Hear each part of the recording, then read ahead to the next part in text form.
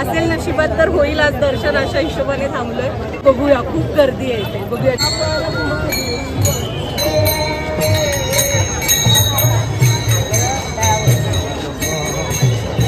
नमस्कार मंडळी, नवीन ब्लॉगमध्ये तुम्हा सगळ्यांचं खूप खूप स्वागत. आपण आता आलेलो आहोत लोणंदमध्ये. आम्ही आमच्या एका मैत्रिणीच्या घरी जायचं या निमित्ताने आणि आषाढी वारीच्या जी माऊलींची पालखी निघाली आहे त्यासाठी निघालो होतो. आणि आज लोणंद इथे मुक्काम आहे. दरवर्षी 2 असतात, पण यावर्षी एकमेव मुक्काम असणार आहे, त्याच्यामुळे प्रचंड गर्दी आहे. त्यामुळे आज काय काय घडतंय ते दाखवल्यामुळे व्हिडिओ स्किप करू नका, पूर्ण बघा.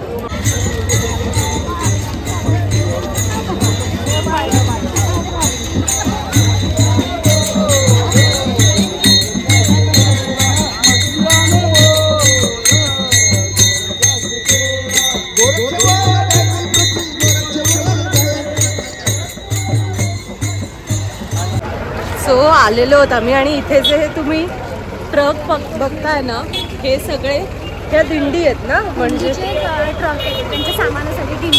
दिंडीमध्ये जेवढे वारकरी सहभागी झालेत आणि वेगवेगळ्या भागातून येतात ना, सो प्रत्येक भागाच्या त्यांच्या लोकांसाठी दिंडी आणि त्यांचा ट्रक, म्हणजे दिंडीमध्ये जी लोक चालतात त्यांचं जे इतर सामान असतं, म्हणजे कपडे असतील, जेवणाचं सामान असेल, ते सगळ्या ट्रकमध्ये भरतात. आणि जिथे मुक्काम असेल तिथे तो ट्रक लावला जातो आणि मग तिथे ते सामान काढून ते जेवणाची टोप, कपडे सुकत घालायचे असतात, आतमध्ये कपडे सुकत घालतात. तर असं सगळं असतं आणि असे अनेक ट्रक आहेत इथे, कारण विविध ठिकाणहून ज्या दिंड्या येतात तर त्या सगळ्या इथे थांबतात. आणि इथेच का थांबतात तर हे जे तुम्ही बघताय हा तळ आहे, काय म्हणतात, पालखीचा तळ आहे.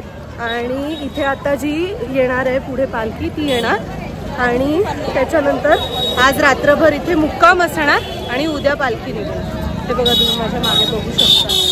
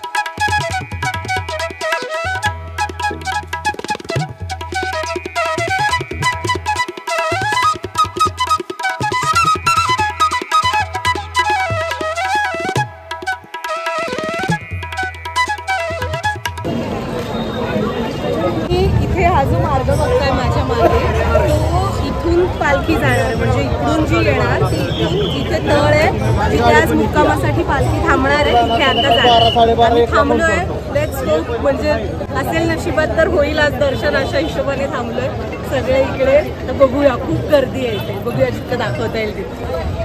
तर मंडळी, आम्ही पालखीचा जो तळ आहे लोणंदमधला, तिथून अगदी काही मिनिटांवर असलेल्या या चौकामध्ये थांबलो होतो. पालखी येणार होती आणि त्यामुळे आम्ही दोन्ही बाजूला जी लोकं थांबली होती त्यांच्याबरोबरच थांबलो होतो. हा जो तुम्ही बघताय हा मानाचा नगारखाना आहे, जो पालखीबरोबरच असतो. आणि यापुढे जे 2 बैल आहेत ते म्हणजे जे तो नगारखाना आणतात वाहून, त्यांना अत्यंत मोठा मान मानला जातो. हे मानाचे बैलजोडी असते आणि त्याच्यासाठी म्हणजे तो मान आपल्या बैलाला मिळावा यासाठी अनेक त्यांचे मालक जे ते वर्षानुवर्ष प्रतीक्षेत असतात. जेव्हा हा नगारखाना जातो त्यानंतर पाठोपाठच दिंडी असते. यामध्ये साधारण एक 23-24 दिंड्या असतात आणि त्यामध्ये असलेले हे सगळे वारकरी विठुरायाचा गजर करत, अभंग गात, या भक्तिभावाने या वारीमध्ये चालत असतात. तुम्ही बघू शकता ह्यांच्या डोक्यावरती कुणाच्या बऱ्याच दिवसांचा, आता साधारण ही जी पालखी आहे ती आळंदीवरून 19 जून 2025ला निघाली होती आणि आता यावर्षीच्या वेळापत्रकानुसार 6 जुलैला ही पालखी पोहोचणार जाणार आहे पंढरपुरात. त्यामुळे एक साधारण 18 दिवसांचा जो प्रवास आहे तो प्रवास करताना सोबतीला लागणाऱ्या सगळ्या गोष्टी ह्या आठवड्यात बांधून बॅगा भरून त्या डोक्यावरती वाहून त्याच्यानंतर हे सगळे वारकरी जे आहेत ते प्रवास करत असतात. अनेक महिलांच्या डोक्यावरती तर हंडे किंवा विठ्ठल रखुमाईची मूर्ती, तुळस असं सगळं सुद्धा पाहायला मिळालं होतं. तर सगळे हे जे पुरुष वारकरी आहेत त्यांच्या हातामध्ये हे ध्वज होते, काहींच्या हातामध्ये मृदुंग, टाळ आणि सगळ्यांच्या चेहऱ्यावरती विठुरायाच्या भक्तीचा आनंद होता, श्रद्धेची, विश्वासाची एक झलक पाहायला मिळत होती. या भागामध्ये एक विशेषतः मला तुम्हाला प्रसंगसुद्धा सांगायचा आहे, तो म्हणजे ही जी मी तुम्हाला म्हटलं की या बाजूला दोन्ही ठिकाणी गर्दी असते. तर जेव्हा पालखी येते तेव्हा अनेक जण हे पालखीमध्ये ठेवलेल्या पादुकांचं दर्शन घेण्यासाठी जी पोलीस बांधव तिथे सुरक्षेसाठी उभे असतात त्यांचे पण ती जी साखळी हाताची केलेली असते ती तोडून पुढे जाण्याचा प्रयत्न करतात. खरं तर ही गोष्ट मला त्यावेळी जेव्हा पहिल्यांदा ऐकली तेव्हा अत्यंत साधारण वाटली होती की अशाच प्रकारे दर्शन घेतलं जाऊ शकतं. पण जेव्हा मूळ पालखी आली तेव्हा आम्हा सगळ्यांनाच हा मोठा धक्का बसला होता, कारण अक्षरशः तिथे इतकी गर्दी होती. आणि नुसती पालखी जर असती तर वेगळी गोष्ट होती, पण त्याच्या पुढे बैलजोडी असते आणि ही बैलजोडी प्राण्यांना कितीही नियंत्रणात ठेवलं तरी सुद्धा त्यांचा आपल्याला त्यांच्या शक्तीचा अंदाज आपल्याला बांधता येत नाही. आणि त्यामुळे जेव्हा हे बैल वळतात तेव्हा अनेक जण हे मागे ढकलले गेले आणि त्या ढकलाढकलीमध्ये एक महिला तिथे खाली पडली सुद्धा होती. अर्थात त्यावेळी तिथे असलेल्या पोलीस बांधवांची सुरक्षा इतकी चोख होती की अगदी सेकंदाच्या अंतराने त्या महिलेला लगेच तिथून उचलण्यात आलं. याच परिसरामध्ये त्यांनी डॉक्टरांची एक फौजसुद्धा तैनात केली होती आणि लगेचच कोणाला काही श्वसनाचा त्रास झाला का किंवा कोणाचा जीव गुदमरला गेला असं वाटतंय का, काहीही जर तुम्हाला त्रास झाला तर लगेचच हे तिथले जे डॉक्टर होते ते त्या सगळ्यांसाठी थांबले होते, त्यांची विचारपूस चौकशी करत होते. त्यानंतर आत्ता हा तो क्षण जेव्हा खऱ्या अर्थाने संत श्रेष्ठ श्री ज्ञानेश्वर महाराजांच्या पालखीचं लोणंदमध्ये आगमन झालं आणि इथून पुढे त्या पालखी तळापर्यंत पोहोचवण्यात आल्या आणि जिथे दर्शनाची सुरुवात झाली होती. मधल्या रस्त्यामध्ये आम्ही जेव्हा निघालो तेव्हा अनेक वारकऱ्यांना इथे भोजनाची सुद्धा व्यवस्था करण्यात आली होती.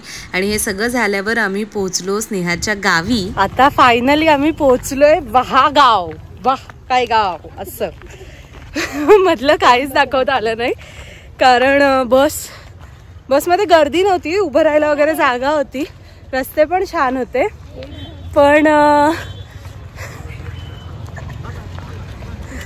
पण सामान आमच्याकडे एवढं आहे, म्हणजे तुम्हाला मी मोजवला ना तर 5 मोठ्या बॅग, लॅपटॉप बॅग, त्याच्यानंतर प्रत्येकीच्या जवळपास हँडबॅग्स, पाणी खूप.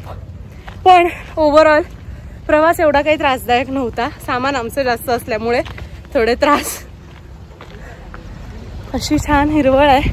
बाकी मी तिथे घरी गेल्यावरती तुम्हाला होम टूर वेगळ्या ह्याच्यात दाखवीन, बघू नाही तर. ते बघा आमच्या स्वागताला कोण आहे, चमी. आणि असं छान जे झाडं वगैरे लावली आहेत इथे, हे आहे ते घर आहे. चला जाऊया. पण हेला असं असं पकडून लावायला. Coffee made by Siddhi's cafe. आता फायनली आम्ही सगळे छान फ्रेश झालो, देवाला दिवा लावला आणि कॉफी प्यायला बसलेलो आहोत 4 जण. दीक्षिताची खूप आठवण येते आणि शिवानी, सुषमा, स्नेहा कोलते, एव्हरीबडी जे जे व्हिडिओ बघतात. दीक्षिता असली असं तर खूप मजा आली. आता असं बोललेस ना तर बाकीच्या बोलतील म्हणजे आम्ही काय. कशी आहे कॉफी? खूप छान आहे. साखर थोडी कमी आहे पण नंतर त्याची चव लागली. आफ्टर टेस्ट मी तर चहा कॉफी पित नाही, आज मी खास चेरीज म्हणून. अंकिताला खूप आवडली का कॉफी? इतकी आवडली की संपली. आणि आता आम्ही बाहेर झोपाळ्या लावणार आहोत. सुरू आहे.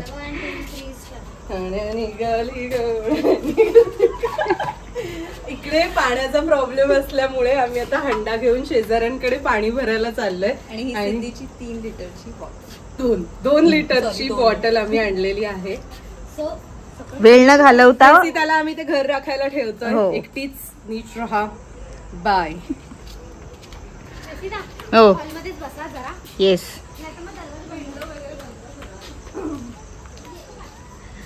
अंकिता टॉर्च नीट हे कर.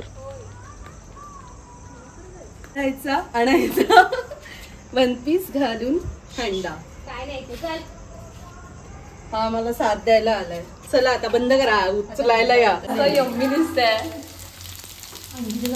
कुकर लावताना माझा एक आणि व्हिडिओ काढला. तुम्हाला सांगायला काय झालेलं, तुम्ही पटापट एवढे लावले. बघा हा प्रेसिडेंट बटाटे स्नेहा आणि प्रेसिताने सोलले. कुकर लावलेला आहे. मी डाळीला फोडणी देणार आहे आणि भात आता आम्ही सुकायला ठेवलाय बाहेर. आणि अंकिताने लसूण सोलले ते बघा. येस मी लसूण सोललेले आहे. 1 मिनिटात 40 लसूण होऊन मी दिसते. हो कसे सोला नख न दुखवता कसे सोला लसूण अशी बातमी कर. तर अशा प्रकारे आजचा दिवस संपताना म्हटलं तुमच्याशी परत एकदा दिवसाचा रिव्ह्यू सांगावा. सकाळी ट्रेनमध्ये बसलो तेव्हापासून खरं तर ट्रेन खूप उशिरा आली इथे लोणंदला, पण बाकीचा सगळा प्रवास मी म्हटलं तसं खूप सुरळीत झाला. इथे आल्यावरती पण तुम्ही माझ्या मागे जरी आता बघितलं तर हे त्यांचं मला वाटतं अंगण आणि अंगणात ही झाडं वगैरे लावलेली आहेत, त्यामुळे अगदी प्रसन्न वाटेल असं वातावरण आहे. जेवण वगैरे पण सगळ्यांनी मिळून बनवलंय. काहींनी त्यात मदत केली, काहींनी केली, सगळ्यांनी पण हसतात. अंकिता पण आहे. तर आता आम्ही जेवणार. छान जेवण. पण जस्ट आलेली आहे. दीक्षिताची एवढी आठवण येते की प्रेसिताला पण दीक्षिता म्हणते. दीक्षिता बघतेस ना तू आली असतीस. माझं कायम कसं आमचा ग्रुप आहे सगळ्यांचा ना ऑफिस मधल्यांचा, तर त्यामध्ये दीक्षिता पण असते आणि ती आता आलेली नाहीये, तर त्याच्यामुळे आम्ही सगळे सारखी अरे इथे ही पण पाहिजे ती पण पाहिजे असं म्हणतो. एनिवे सो आता आम्ही जेवणार. तुम्हाला मी जेवण दाखवते. दाखवण्याचं पण कारण असं की आम्ही सगळ्यांनी मिळून बनवलंय ना. आणि त्याच्यानंतर आपण आजचा व्लॉग इथेच संपवूया. उद्या म्हणजे पुढच्या व्लॉगमध्ये आम्ही छान तयारी वगैरे करून अशा ह्याच्यात वारीमध्ये सहभागी होणार आहोत. इथे जेवढं शक्य होईल ते सगळं मी तुम्हाला या व्हिडिओमधून दाखवणार आहे. आणि शिवाय स्नेहाच्या या घराची टूर पण मी घडवणार आहे. साताऱ्यातलं घर, सातारकरांचं घर साताऱ्यात नाही येणार आहे पण तरी सातारा जिल्हा लागतो म्हणे त्यांना. एनिवे सो चला बाय बाय. सो असा होता आमचा खास दिवस आणि हा खास दिवसाचा मेन्यू. वरण, भात, बटाट्याचे काप केवढे आहेत बघा. ह्या दाल तडका मी बनवला होता जो सगळ्यांना खूप आवडला. बटाटे स्नेहाने बनवले होते आणि भात प्रेसिताने, आणि त्याच्यानंतर सगळी आवरावर अंकिताने केली. बरं, आजच्या दिवसातले जी काही वारीची झलक मी तुम्हाला दाखवली तुम्हाला आवडली असेल तर चॅनलला आणि व्हिडिओला लाईक करायला विसरू नका. कमेंटमध्ये तुमच्या प्रतिक्रियासुद्धा नक्की द्या आणि हा व्हिडिओ अधिकाधिक शेअर करा. पुढचा व्हिडिओ पाहण्यासाठी चॅनलला नक्की सबस्क्राईब करा. चला बाय बाय.